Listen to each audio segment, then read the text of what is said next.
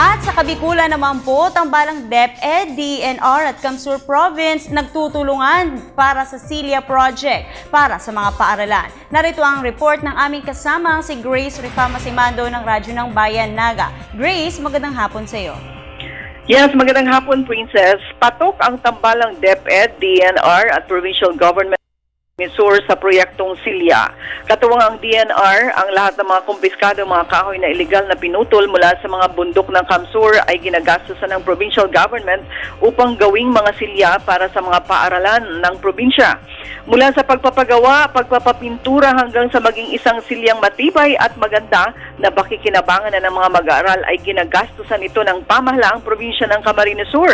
At pagbuo na ang silya ay iti-turn over ito sa pamunuan naman ng DepEd upang dalhin sa kung saang paaralang mas nangangailangan agad ng mga upuan ng mga eskwela. Isang malaking national high school sa bayan ng Pili ang unang nabiyayaan ng mga yaring silya na umaabot sa 300. Ipinahayag ni Governor Mix Villaferte na ang Silya Project na ito ay una sa buong bansa. Radyo ng Bayan Naga, Grace Rifama Simando para sa Telebisyon ng Bayan. Samantala, Rinconada area naman sa Kamsur, 5 araw nang walang kuryente. Mahigit 80 milyong piso pinapabayaran ng power supply. Nagbabalik ang aming kasama si Grace Rifama Simando ng Radyo ng Bayan Naga para sa detalye. Grace?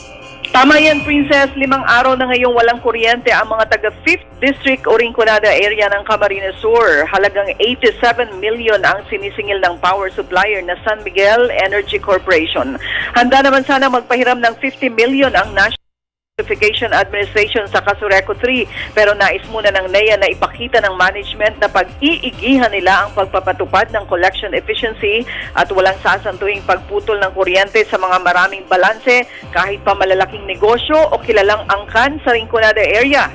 Noong nakaraang Huwebes pa pinutol ng NGCP ang daloy ng kuryente sa Rinconada at hanggang ngayon ay hindi pa rin nalulutas ang pambayad na halaga. At matatandaan noong Oktubre ay naputulan din ng kuryente ang Rinconada area na umabot din ng halos magdadalawang linggo. At yan po ang latest dito sa Kamsur. Muli, Grace Rifama Simando para sa Telebisyon ng Bayan. Maraming salamat sa iyo, Grace.